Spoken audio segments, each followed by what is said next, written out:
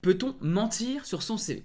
Cette question, elle vient de l'article qui raconte l'histoire de 4 personnes qui ont menti sur leur CV et les conséquences que ça a eu pour eux. Et au-delà de l'aspect Non mais mentir, c'est mal, faut pas faire ça, c'est pas bien. qui sert à rien, on va s'intéresser à pragmatiquement, rationnellement, est-ce qu'on peut mentir sur son CV? Parce que oui, il y a des conséquences quand on fait des choses graves dessus, on peut se faire virer, mais il y a des choses plus débattables, et c'est ce que j'ai envie qu'on voit, parce qu'on a 4 vraies histoires dans cet article. 1. On a une étudiante qui avait pas d'expérience, qui veut travailler, qui n'y arrive pas, donc elle rajoute des expériences sur son CV. 2. On a une personne qui ment par omission, elle a oublié de dire qu'elle n'a pas eu son diplôme. 3. On a une personne qui a mis maîtrise du pack office, maîtrise de Excel, alors qu'en vrai, c'est moyen. Et 4, on a une personne qui a changé de nom parce qu'elle avait peur de se faire discriminer à cause de ça. Donc, bah écoutez, je prends mon café et on est parti. Et parenthèse, pour ceux qui ne me connaissent pas, je m'appelle Thomas, ingénieur, et mon but c'était de vous aider à avoir un bon début de carrière. On est parti. Alors, mentir sur son CV, il raconte ce qu'ils ont appris de ce coup de bluff. Commençons avec Anissa qui vient du Maroc et qui n'a jamais travaillé. Elle veut avoir un premier boulot, mais lorsqu'elle arrive en France, sans expérience, forcément, tous ses CV ils passent à la trappe. C'est normal, lorsqu'on a 100, 200 candidats, on va privilégier ceux qui ont l'expérience. Donc elle a l'impression que pour avoir son premier emploi en France, elle devait soit avoir de l'expérience ici, soit mentir. Je rajouterai ici que c'est pas lié au fait qu'elle soit étrangère. Même les Français qui n'ont pas d'expérience, ils galèrent à trouver un boulot ou un stage. Quand t'as pas d'expérience, c'est la boucle vicieuse et c'est insupportable. Et elle va mentir, elle va s'affranchir de la vérité. Elle postule à du babysitting, elle dit qu'elle a déjà fait au Maroc. Elle postule à Quick, elle dit qu'elle a déjà travaillé dans la restauration. Elle va postuler en boulangerie, elle dit qu'elle a déjà fait de la vente. Et je passe directement à la fin de l'histoire pour elle. Elle est passée à travers les mailles du filet, elle s'est jamais fait choper. Et elle dit, si c'était à refaire, je reprendrais ce risque parce que sans ça, je n'aurais pas trouvé de job. Ça vaut toujours mieux que de ne pas pouvoir payer son loyer ou avoir du mal à se nourrir. Là où on peut la comprendre, et je pense que si tu regardes cette vidéo et que tu es jeune, tu peux être dans cette situation. Si tu n'as pas d'expérience, c'est extrêmement dur de trouver un premier travail. Le plus simple, c'est soit d'y aller par ton réseau, et il y a d'autres vidéos que j'ai faites sur le sujet, mais soit de dire que tu as déjà fait quelque chose pour avoir cette première expérience. C'est difficile de lui en vouloir.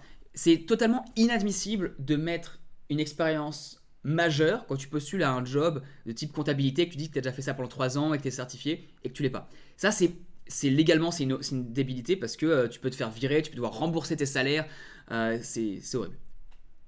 Mais, dans le cas du premier job, on peut comprendre cette approche. Et à la question, peut-on mentir pour avoir son premier boulot, je vous incite à faire 2 choses. La première, c'est dès que vous avez une opportunité de faire ne serait-ce qu'une semaine de travail, même pour un ami, ou même quelque chose de pas rémunéré, de le faire pour pouvoir le marquer sur votre CV et arriver à passer cette étape du bon j'ai aucune expérience, je vais être rejeté dès le départ. Et dans l'autre cas, si jamais vous devez être amené à mentir, et je ne vous le conseille pas, mais si vous devez être amené à rajouter une expérience minime pour avoir cette première expérience, cette première chance, mettez des choses qui ne portent pas à conséquence. Le but, si vous commencez à mentir et à rajouter des mensonges, c'est une horreur. Vous n'allez jamais vous en sortir et vous voulez arrêter ça dès que possible. Mais la plus petite expérience, dire que vous avez fait du babysitting quand vous étiez jeune, dire que vous l'avez fait pendant 1 an, c'est-à-dire marquer juste par exemple 2020, alors que vous l'avez fait qu'une semaine, en soi c'est pas grave. Vous pouvez dire j'ai fait de temps en temps. C'est pas un mensonge, c'est mentir par omission, sûrement, mais parce que la personne en face de vous va comprendre quelque chose de différent. Mais il n'empêche, si c'était en 2020, dire je l'ai fait quelques fois, ça ne dit pas que vous l'avez fait en permanence tous les jours de l'année. Bien sûr que personne ne fait du babysitting tous les jours de l'année quand on est étudiant, je parle. Donc vous pouvez faire ce genre de filouterie pour que la personne comprenne autre chose sans que ça soit un vrai mensonge en tant que tel. C'est là où je vous conseillerais d'aller si vous voulez aller dans cette voie-là, quoi. En gros, ne mentez pas si vous pouvez, mais si vous devez faire quelque chose, faites-le intelligemment. Ah, et une dernière chose, quoi qu'il arrive, si vous dites que vous avez des compétences, par exemple que vous avez déjà fait de la restauration, surtout apprenez les skills et renseignez-vous avant. Vous êtes sur YouTube, allez voir d'autres vidéos de gens sur YouTube qui font le métier que vous voulez faire et apprenez les bases, apprenez le vocabulaire, apprenez les techniques. Par exemple, vous voulez travailler en restauration, il faut savoir porter 2 assiettes sur un même bras. Entraînez-vous chez vous et faites-le avant. Parce que la base dans la restauration quand vous êtes serveur, c'est de savoir le faire. Donc si vous dites je vais travailler 3 ans en tant que serveur, que c'est faux, que vous avez fait ça que 3 semaines, ou même que vous ne l'avez pas fait du tout, et que vous arrivez en restaurant et que vous ne savez pas porter 2 assiettes, vous êtes un branquignol, on va pas se mentir. Donc apprenez à faire les compétences du job avant en vous formant par vous-même. Bref. Deuxième histoire, on va voir le mensonge par omission. On a Véronique qui a 20 ans, qui cherche son premier emploi et qui oublie de mentionner que même si elle a un niveau BTS, elle n'a jamais eu le diplôme.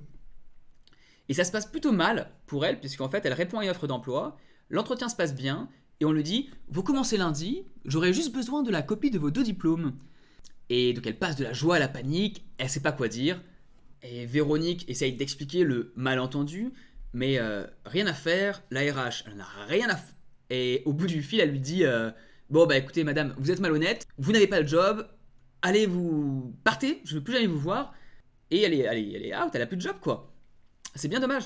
C'est dommage, surtout qu'on a l'impression que lorsqu'on lit l'article, elle dit qu'elle a un niveau BTS. Et quitte à marquer sur son CV que vous avez fait une formation, même si vous n'êtes pas allé jusqu'au bout, là où il ne faut pas mentir, il ne faut pas dire qu'on a le diplôme alors qu'on l'a pas. Ça c'est inacceptable. En plus au niveau légal, vous pouvez vous faire virer pour ça. Il y a même pire, comme je l'ai mentionné en début de vidéo, si on ment sur un diplôme d'état ou autre, on peut se faire virer et devoir rembourser une partie des salaires qu'on a perçus, parce que c'est une fraude majeure par rapport, enfin bref, truc légal, c'est pas mon domaine, mais j'ai quand même regardé 2-3 vidéos avant de faire celle-là. Mais là où elle était maligne, c'est qu'elle a dit j'ai un niveau BTS. Et c'est sûrement la meilleure manière de le dire, c'est-à-dire par exemple quelqu'un qui a fait 4 ans de master et qui s'arrête à la 4ème année, il n'a pas le master 2, il n'a pas le diplôme. Il peut mettre master 1, le nom de l'université, et ça ne prête pas à confusion puisqu'il ne va pas dire master en quelque chose, juste niveau master 1. Bon, la RH l'a mal pris, c'est compréhensible, hein. Faut pas oublier que les RH, leur seul boulot, c'est de supprimer le plus de gens possible. C'est pas leur seul boulot, mais concrètement, et 90% de leur temps, c'est ils suppriment des gens. Et donc, elle était pas contente et elle a supprimé à cause de ça. J'ai envie de dire, c'est dommage qu'elle lui ait demandé ses diplômes. C'est pas si courant que ça pour un premier boulot. Au pire, quitte à vouloir passer cette étape du premier travail, je vous dirais, allez sur le lieu de travail, commencez à faire le travail pour avoir cette première, deuxième, troisième semaine d'expérience. Quitte à expliquer la confusion ensuite avec un manager qui n'est pas un RH, mais quelqu'un de technique, et lui dire tout simplement qu'il y a une confusion, un malentendu, un quiproquo, que sur le CV, oui, vous avez marqué niveau quelque chose, mais que vous n'avez pas le diplôme en soi. Si ce n'est pas discriminant et rédhibitoire de ne pas avoir le diplôme, et que vous avez fait du bon boulot pendant les 3 premières semaines, que vous avez un bon contact avec lui, ça peut passer, ça peut passer. Si vous parlez avec une RH, c'est clair, vous allez vous faire éliminer. Donc mon conseil, c'est si jamais j'avais été Véronique et que j'avais menti, enfin que j'avais joué sur les mots, et j'aurais dit ok, je leur ai rien dit lors de l'entretien, je serais allé le lundi dans les locaux, j'aurais pas envoyé les emails, j'aurais dit ah vous ne l'avez pas reçu, ou peu importe, j'aurais fait mon travail pendant 2, 3, 4 jours, et au bout du 4e jour, quand la RH relance 2, 3 fois, déjà vous attendez qu'elle relance, c'est son métier de devoir vérifier ça, donc c'est son problème quoi, c'est pas le vôtre. Et là, d'aller voir votre manager technique et d'avoir cette discussion avec lui, pas avec la RH. Parce qu'il est beaucoup plus facile de vous virer avant que vous arriviez, parce qu'elle a encore des candidats dans le pipeline, alors qu'une fois sur place, c'est beaucoup plus dur. Donc ça, c'était la 2e histoire. On passe à la 3e histoire. Ici, on a Pedro qui a 23 ans, qui est originaire de Nancy. Il est spécialisé en assurance et il postule à une agence et rajoute maîtrise du pack Office XL. Voilà. Même s'il n'y connaît pas grand-chose.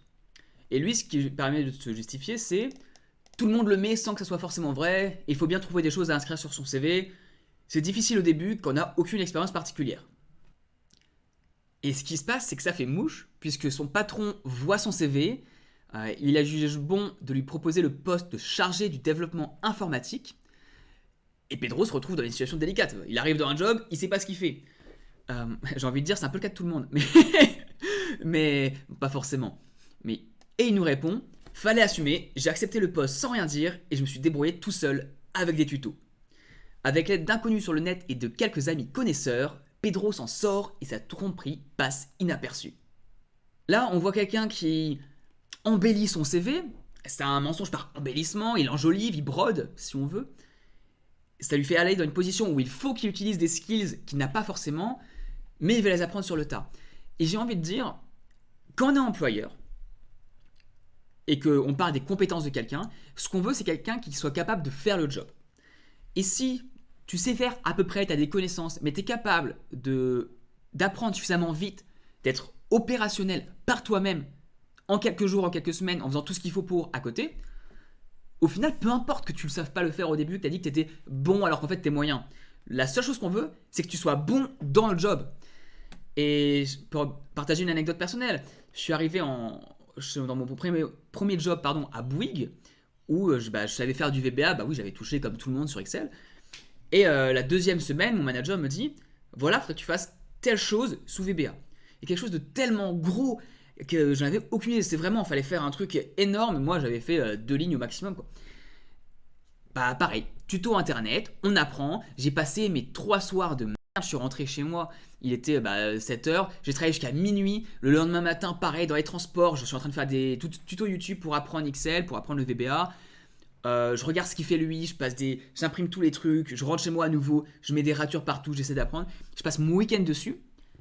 Mais le lundi, j'ai un résultat, je sais comment faire. Et c'est comme Pedro ici. Donc mentir sur ses compétences, moyen. Embellir, pourquoi pas, uniquement si vous êtes prêt à faire ce qu'il faut pour arriver à atteindre les objectifs de votre boss, que vous êtes prêt à travailler plusieurs nuits, plusieurs week-ends d'affilée pour apprendre ses compétences rapidement et avoir les résultats. Allez-y quoi, faites ce qu'il faut pour que vous ayez le job, mais soyez prêt aussi à faire ce qu'il faut pour derrière gérer. Voilà mon avis là-dessus. Encore un avis qui n'est pas blanc et noir, hein. J'espère que vous serez compréhensif de cette vision pragmatique de la vie. Et je vous propose la 4e histoire sur la personne qui a dû changer son nom. Donc là, on a Eric qui est un père de famille et comptable de profession qui cherche un travail depuis 1 an. Il envoie plusieurs candidatures, ça sert à rien, tu t'imagines, hein, tu cherches un travail depuis 1 an, c'est dur. Et là, tu vois un poste de responsable administratif qui correspond parfaitement à son profil. Il postule, mais il décline sa candidature et 3 semaines plus tard, l'offre est republiée.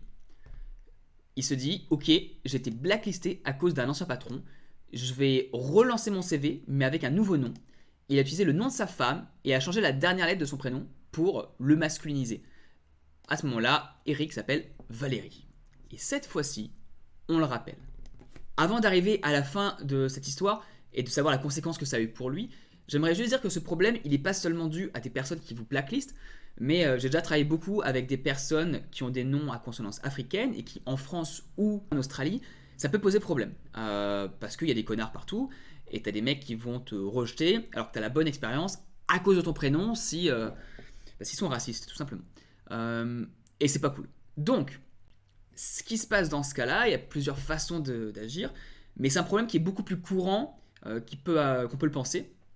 Et on va voir ce qui est arrivé à Eric, et puis après je vous raconterai comment on gérait ça avec les personnes avec qui je travaillais.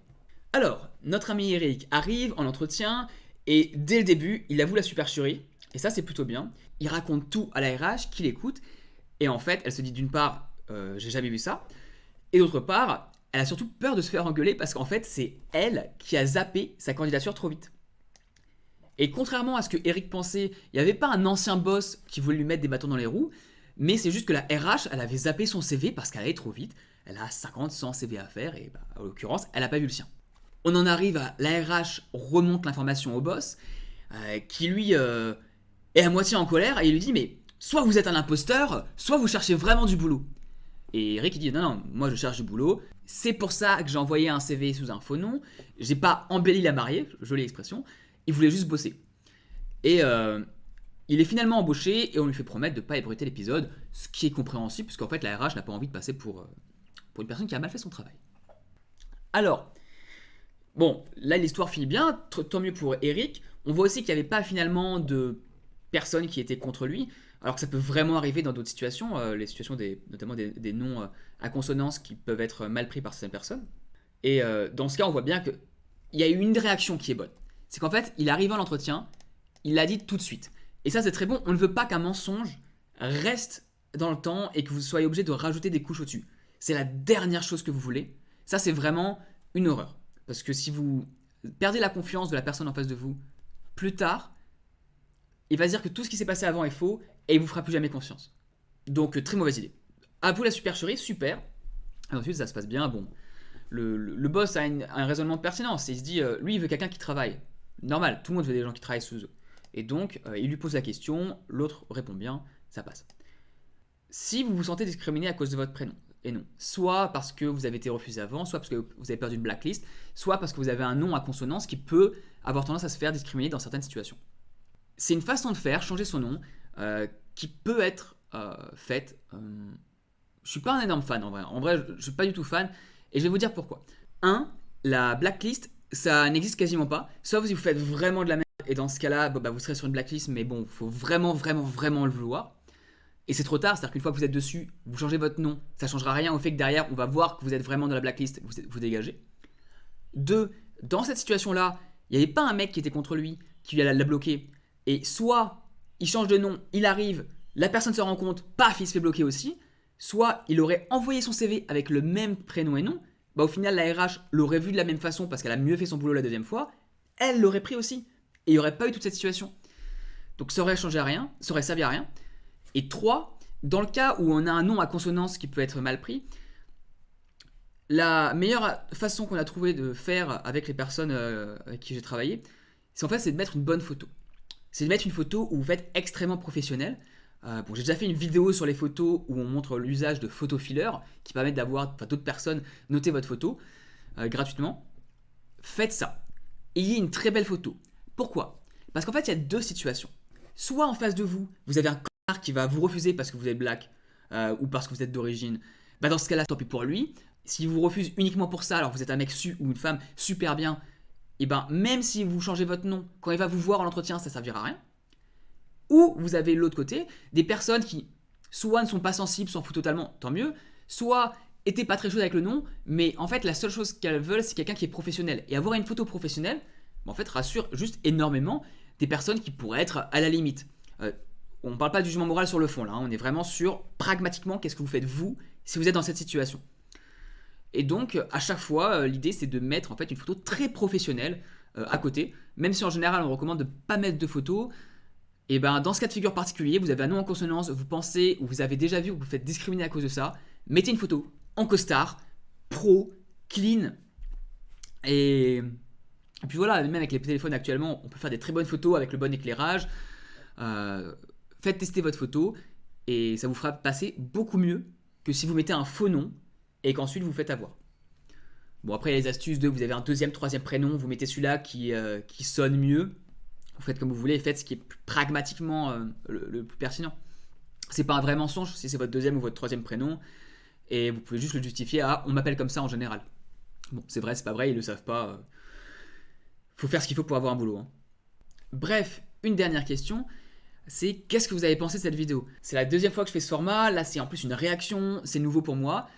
Si vous avez un avis, si vous aimez bien ou pas, dites-le moi en commentaire ou même par mail si vous l'avez.